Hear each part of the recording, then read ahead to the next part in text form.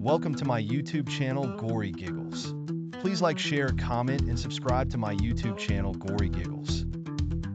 It was another typical suburban night, with crickets chirping and the moon hanging brightly in the sky. Larry, the quirky werewolf next door, was out for a stroll, trying to clear his mind. But as the moon beams touched his skin, the transformation took over. Instead of a lanky man with a haphazard tie, there stood a fur-covered creature with a confused look in its eyes. As usual, Larry's werewolf transformation was anything but terrifying, more akin to a confused sheepdog than a bloodthirsty werewolf. His gentle demeanor and wagging tail didn't alarm the neighborhood's pets. Sarah, Larry's next-door neighbor, was sipping her evening coffee with Lucy, her energetic friend. They were laughing about Larry's previous adventures, unaware that the latest was unfolding just a block away. As they chatted about nothing in particular, Margaret, the overprotective HOA president, burst into Sarah's living room like a storm cloud raining fines and complaints. "Is your werewolf causing disturbances again?" she quipped, unaware of her proximity to the truth. "No, Margaret. Just as usual full moon freakout," Sarah replied casually, rolling her eyes as Margaret stormed off to find another victim of her HOA regulations. Meanwhile, Larry's moonlit stroll took an unexpected turn. As he was loping along innocently enough, a van with animal control, emblazoned on the side, screeched to a halt nearby.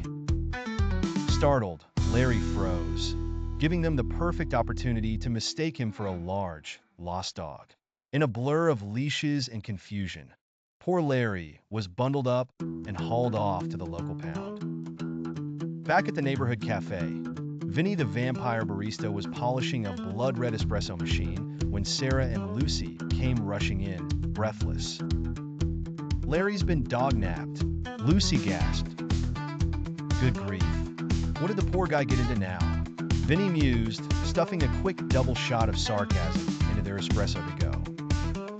Sure enough, when Sammy the witch showed up late, carrying magical supplies and an ironic broom, plans for an impromptu rescue mission were already brewing like a strong pot of dark roast brewing in the shop.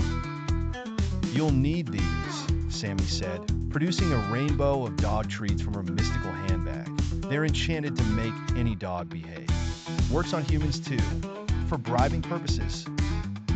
Armed with charm drops and an ancient karaoke machine that echoed unnecessarily loud in the stillness of night, Sarah and Lucy scurried off to the pound. As they arrived, Sarah tuned the machine exactly as Larry's furry form was napping by the window.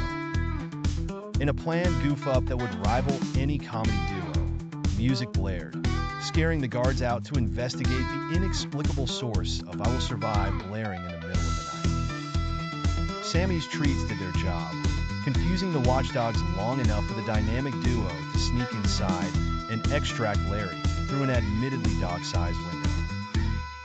Larry woofed in gratitude, his jowls impossibly grateful for the rescue, though the ribboned dog license hung mockingly from around his neck. "Thanks, ladies, but I'm not endorsing this," Larry mumbled in embarrassment, shaking the collar until it finally slipped off. Later, back in his human form, still patting the pets who now saw him as leader of the pack, Larry turned to his friends with a weary smile. "Next full moon, maybe I should just stay in," he admitted, ruffling his human hair that perpetually seemed to resemble a poodle's pompadour post-transformation. Thanks for watching. I hope you enjoy this video. Don't forget like, share, comment, and subscribe to my YouTube channel, Gory Giggles. "Never a dull moment in suburbia," Sarah replied, shooting a wink in his direction. "As long as you're around, Larry. As long as you're around."